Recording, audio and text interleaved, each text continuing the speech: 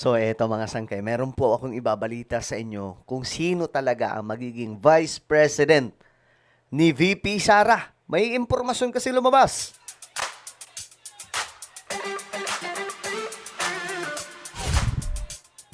Yo, what's up guys? This is me. We are back dito sa ating vlog today. How are you guys? Alam ko marami pong interesado mga sangkay kung sino talaga ang Vice President ni Sara. Ngayon mga sangkay, eto na nga, may lumabas po na matinding impormasyon.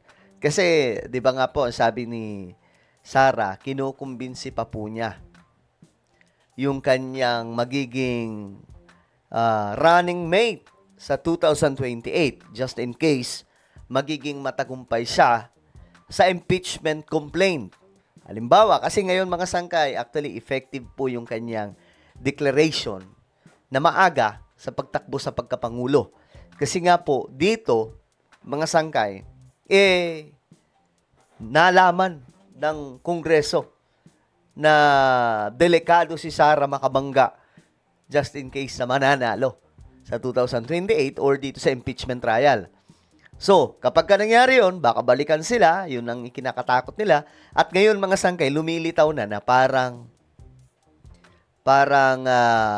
hindi tutuluyan ng Congress dahil sa takot. Pero, chismis pa lang yun, mga sangkay, no? Pero ang tanong kasi dito, sino ba talaga ang Vice President ni Sara?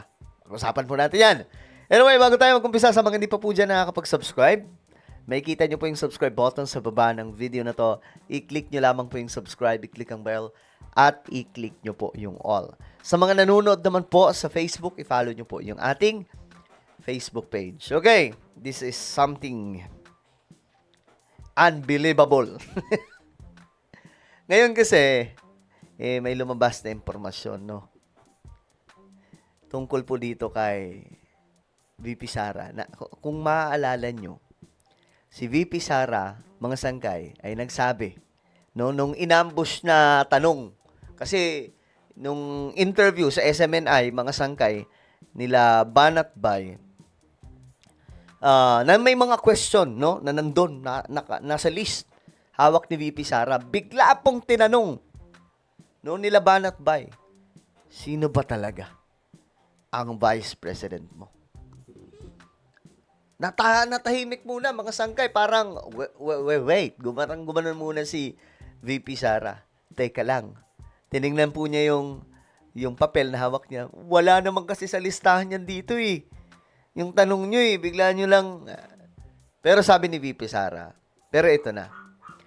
Sinagot ni Vice President Sara Duterte yung tanong na kung may pasimple lang mga sangkay na kumbaga, pasimple lang na nilagay kung sino talaga ang kanyang kukunin. Ang sabi po niya, meron po siyang nire-recruit.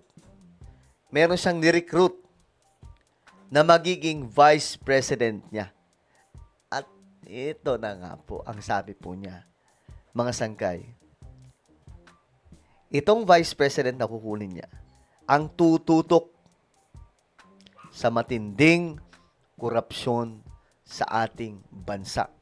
Sa madaling sabi, mga sangkay, ang taong ito habang nakaupo daw po, si VP Sara, siya ang magpapanagot sa lahat ng mga korap, lahat po ng mga may sala sa bansa.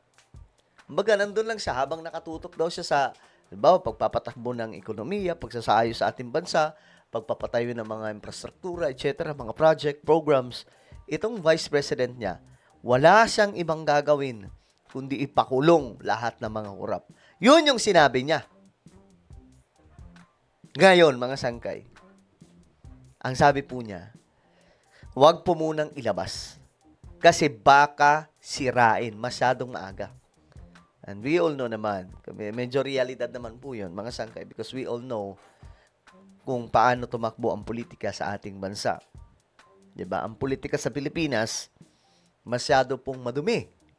No, kapag hindi mo mabantayan at maaga kang nagdeklara, mawawasak ka rin na maaga.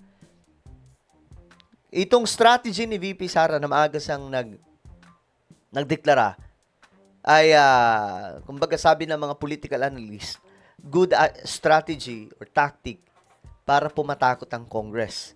Pero yung iba, kadalasan po talaga, kapag nagdideklara na maaga, mga sangkay, nasisira. No? Kaya po, ito na ang nangyari.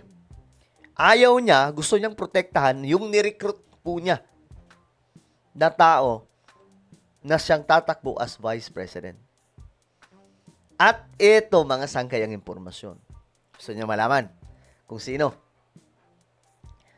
Ang taong ito, hindi si Marcoleta.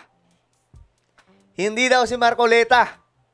O, diba, mga sangkay, kasi maraming may agam-agam. Baka daw si Marcoleta yon. Kasi siya ay abogado. Siya ay galit sa mga kurap. Kaso, ang bad news, hindi daw si Marcoleta. Ayon po yan, mga sangkay, sa mga basta.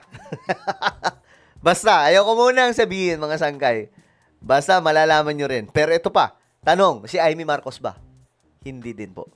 Hindi po si Amy Marcos. Mamaya, bibigyan ko kayo ng idea kung sino ang taong to. Okay? Gagawin muna natin parang blind item kasi bawal pa po pangalanan as of now. As of this moment. Okay? Hindi si Amy Marcos. Nako, iiyak si Amy Marcos dito. Bakit hindi siya? Ang dami ko nang ginawa. Pinahiya ko na yung pamilya ko. Tinalikuran ko na yung pamilya ko. Maging yung kapatid ko, binanat-banatan ko. Tapos hindi pala akong kukuning vice presidente. Bakit naman ganon? Diba? But sad to say, hindi pa si Amy. Isa pa na impormasyon. Si Robin Padilla ba? Hindi din po. Si Robin Padilla. Dahil unang-una, mga sangkay, mahina po si Robin Padilla. Hindi po niya mapapanagot yung mga kurap. Baka paglaruan lang po siya dyan. No? Baka paglaruan lang po siya dyan. At baka paikot-ikutin lang po siya dyan. Malabo po. Ito pa. Sino pa ba ang pwede natin mabanggit? Si Chavit Singson ba? Ito. Si Chavit Singson.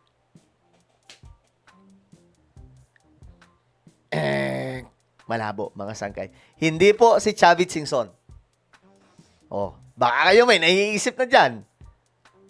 So, kung hindi si Chavit Singson, hindi si Marcoleta, hindi si Robin Padilla, hindi si Amy Marcos, si Cayetano, posible. Hindi rin po. Hindi po siya ang kukunin ni VP Sara daw. Ayon po sa nakarating sa atin, hindi daw po si Cayetano. So, sino? Si Villar ba? Hindi. Sino ba? Ito na lang. Ayon sa balita, isa daw po itong mayor. Ayon po hindi ko napapangalanan. Ang daming mayor. Hayaan na lamang po natin sila, mga sangkay. Isa po siyang mayor di umano na galit sa korap.